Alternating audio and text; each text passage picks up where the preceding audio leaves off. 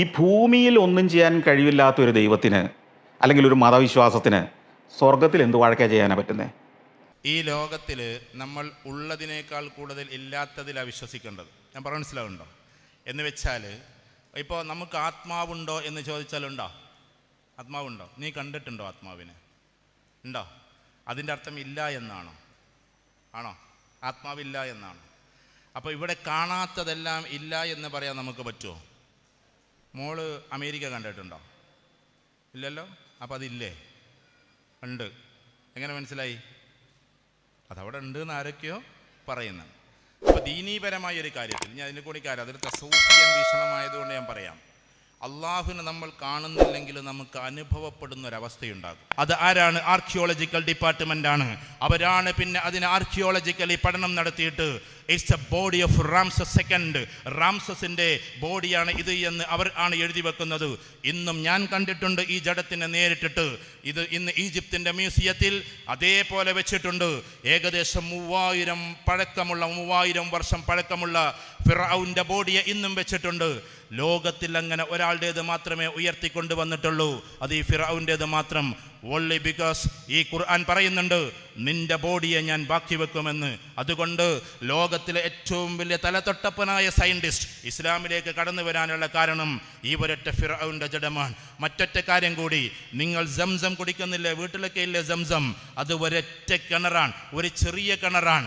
അതിൽ നിന്നും കോടിക്കണക്കിന് ആളുകളായി വെള്ളം കൊണ്ടുപോണത്. നിങ്ങളുടെ വീട്ടിൽ കിണറുണ്ടല്ലോ, ആ വീട്ടിലെ കിണറ്റിലേക്ക് ഒരു 10 ആളുകൾ മോട്ടർ വെക്കാൻ വന്നാൽ എങ്ങനെ ഉണ്ടാവും? ആകെ 10 വീട്ടിലേക്ക്. നിങ്ങൾ പറയും വെക്കണ്ട, ഞങ്ങളുടെ വെള്ളം തീർന്നു പോകുന്നു. ഇത് മലരാരണ്യമാണ്, കുറേ പാറക്കൂട്ടങ്ങളാണ്, അതിൻ്റെ നടുക്കുള്ള കിണറാണ്. ആ കിണർ എന്ന് പറയുന്നതിൽ വെള്ളമാണ്, അതിൽ നിന്നും താഴാതെ നിർത്താണ്. എന്തൊരു അത്ഭുതങ്ങൾ! ലോജിക്കലി ഒന്ന് ചിന്തിച്ച് നോക്കിയാട്ടെ. ഒരാളല്ല കൊണ്ടുപോകുന്നത്, ഡെയിലി 25 ലക്ഷം 30 ലക്ഷം ആൾക്കാർ ഫ്ലൈറ്റിൽ ഇങ്ങനെ കൊണ്ടുപോവുക.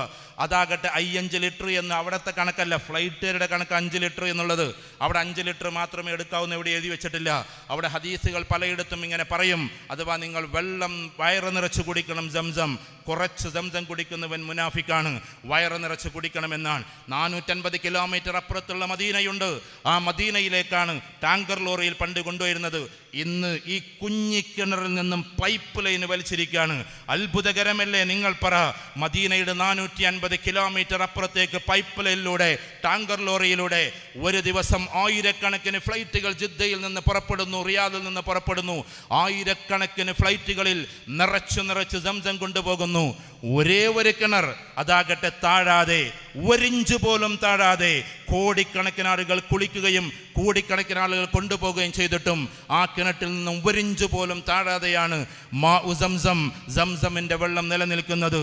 ഈ 2 അത്ഭുതങ്ങൾ മതി അള്ളാഹു പറഞ്ഞത് സത്യമാണെന്ന് മനസ്സിലാക്കാൻ. ഇങ്ങനെയുള്ള നമ്മുടെ അനുഭവങ്ങൾ മതി അള്ളാഹു ജീവിച്ചിരിപ്പുണ്ടെന്ന് ബോധ്യപ്പെടാൻ. പിന്നെ നമ്മൾ എന്താ ചെയ്യേണ്ടത്? നമ്മൾ അള്ളാഹുവിൽ സുജൂദിൽ കടന്നുകൊണ്ട്, ശുക്രിൻ്റെ സുജൂദിൽ കടന്നുകൊണ്ട് അള്ളാഹുവോട് പ്രാർത്ഥിക്കുമ്പോൾ നമ്മൾ പ്രാർത്ഥിക്കുന്നതെല്ലാം അത്ഭുതകരമായി അള്ളാഹു നടപ്പിലാക്കി തരുന്നത് നമുക്ക് കാണാൻ പറ്റും. അതിലേക്കാണ് നിങ്ങൾ എത്തേണ്ടത്. ഞാൻ വെറുതെ പറയല്ല.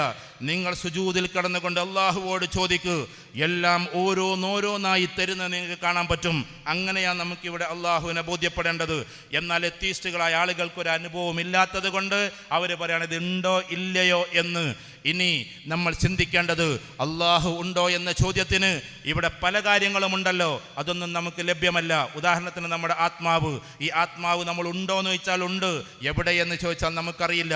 എന്നാൽ ഈ ആത്മാവിൻ്റെ കണ്ണ് തുറക്കണം, അള്ളാഹുവിലേക്ക് പരിപൂർണമായി അടുക്കണം. അള്ളാഹു നമ്മളിലേക്ക് അടുക്കുന്നത് കാണാൻ പറ്റും. അള്ളാഹു നമുക്ക് അത്ഭുതകരമായി കാര്യങ്ങൾ ചെയ്തു തരുന്നത് കാണാൻ പറ്റും. അങ്ങനെ ഇവിടെ നിന്ന് അള്ളാഹുവിനെ ബോധ്യപ്പെടുകയും നാളെ അള്ളാഹുവിനെ കണ്ടുമുട്ടുകയും ചെയ്യലാണ് ഇവിടുത്തെ ഏറ്റവും വലിയ വിശ്വാസം. 2 കാര്യത്തിൽ നിങ്ങൾ ഉറപ്പിച്ചാൽ മതി. ഒന്ന് സംസം, മറ്റൊന്ന് ഫിറഔൻ്റെ ജഡം. ഇനി ഖുർആനിൽ മറ്റൊരു സ്ഥലത്ത് പറയുന്നുണ്ട് പെട്ര. നിങ്ങൾ പെട്ര എന്നല്ല പറയുന്നത്, ആദ് സമൂദ് ഗോത്രത്തിനെ നിങ്ങൾ കണ്ടിട്ടില്ലേ? അന്ന് വിശ്വാസം നമുക്ക് അതറിയില്ല. ആദ് സമൂദ് ഗോത്രം ഇവിടെ ഉണ്ടായിരുന്നെന്ന്. പാറകൾ തുരന്നുകൊണ്ട് കൊട്ടാരമുണ്ടാക്കിയത് നിങ്ങൾ കണ്ടില്ലേ? അന്ന് വിശ്വാസം നമുക്ക് അറിയില്ല ഇതൊക്കെ ഉണ്ട് എന്നുള്ളത്. എന്നാൽ നമ്മൾ പോകുമ്പോൾ ഇന്നും പെട്ര നിങ്ങൾക്ക് കാണാം. ഇതേ കൈകളെ കൊണ്ട് ഗുഹകൾ തുരന്നിട്ട് വീടുണ്ടാക്കിയ ജനതയെ എങ്ങനെയാ ഖുർആനിൽ വിശ്വാസം അറിയാതെ എഴുതി വെക്കുക? ഇത് അള്ളാഹുവിൻ്റെ വാക്യങ്ങളാണ്. പിന്നെയോ ബൽക്കീസ് എന്ന് പറയുന്ന ഒരു റാണിയുണ്ട്, ആ റാണിയുടെ കൊട്ടാരമുണ്ടായിരുന്നു വർഷങ്ങൾക്ക് മുമ്പേ എന്ന് അള്ളാഹു ഖുർആനിൽ പറയാണ്. വിശ്വാസം അത് കണ്ടിട്ടില്ല, പക്ഷേ ഇപ്പം നമ്മളത് പോയി കാണുന്നു. ഞാൻ കണ്ടിട്ടുണ്ട് ബൽക്കീസ് രാജ്ഞിയുടെ കൊട്ടാരം തകർന്നടിഞ്ഞ് കിടക്കുന്നത്, ഞാൻ കണ്ടിട്ടുണ്ട് സുലൈമാൻ നബിയുടെ കൊട്ടാരം ഇതേപോലെ തകർന്നടിഞ്ഞ് കിടക്കുന്നത്. അതിൻ്റെ ആർക്കിയോളജിക്കൽ പഴക്കം കൃത്യമായി അത്രയും വർഷം മുസ്ലിമീങ്ങളിൽ എഴുതി വെച്ചിട്ടുള്ളത്, മറ്റ് സയൻറ്റിസ്റ്റുകൾ എഴുതി വെച്ചിട്ടുള്ളത്. വിശുദ്ധ ഖുർആനിൽ പറഞ്ഞ മുഴുവൻ കാര്യങ്ങളും ലോകം സഞ്ചരിക്കുമ്പോൾ നമുക്ക് കാണും. ലോകം സഞ്ചരിക്കുമ്പോൾ മുഴുവനും അള്ളാഹുവിനെ നമുക്ക് ബോധ്യപ്പെടും. അങ്ങനെ അള്ളാഹുവിനെ ആരാധിച്ച് മുന്നോട്ട് പോകുമ്പോൾ അള്ളാഹു നേരത്തെ പറഞ്ഞതുപോലെ ഏതൊരവസ്ഥയിലാണോ, ഞാൻ പറഞ്ഞല്ലോ IIT കാരൻ എന്നോട് വന്ന് ചോദിച്ചപ്പോൾ ഞാൻ IIT കാരനോട് പ്രിയപ്പെട്ട